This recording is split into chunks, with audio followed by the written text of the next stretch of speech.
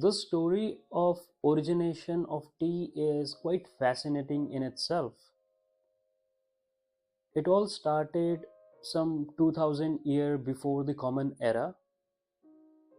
One fine morning, one fine day, the Chinese emperor Xin Nong, he was having his time under this wild tree where his servants were serving him a bowl of hot water, and it was by accident that one of the leaf from the tree fell into his cup. And while the emperor drank that boiled water, he got excited with this new flavor. He enjoyed it. He enjoyed it so much that he asked his servant to prepare the very drink one more time. And from there, the tree came into being.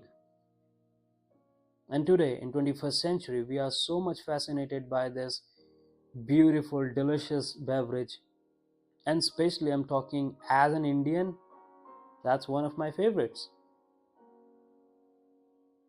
And the story goes quite funny how it came in India. It wasn't the Chinese who brought this thing in India, rather the Britishers.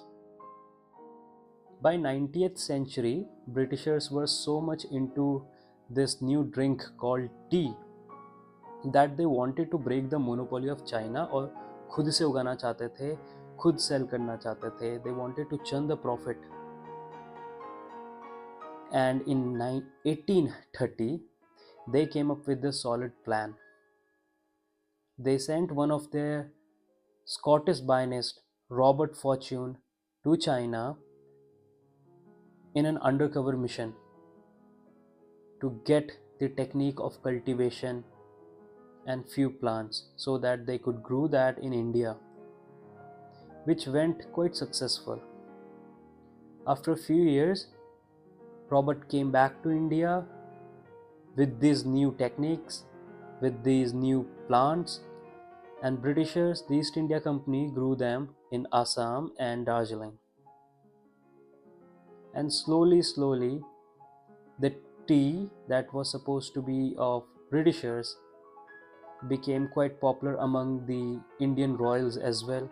And from Indian royals, it came down to common people. और आज हर एक घर में चाय बनती है, हर एक addict है, हर सुबह एक चाय की प्याली से होती है, थक हार कर शाम को वही चाय थकावट दूर करती है.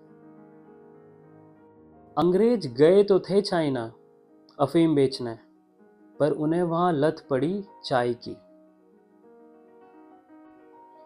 There is this beautiful saying about the tea and the teacup. You see, a teacup need not to have this handle. Why? Because tea is such a delicate and delicious beverage that while we pour it into the cup, it need not to be too hot so that we can't hold it by our bare hand, and it not need to be too cold so that we don't feel the taste and the flavor of it in our mouth. Life is something very much similar to a tea in a teapot, in a teacup. It need not to be too hot for us to unable to bear it, and likewise it not need to be too cold for us to feel something bad about it. You need to be in a perfect state, in the most delicate state where we can enjoy it at the fullest. So just like this tea, enjoy your life. Cheers.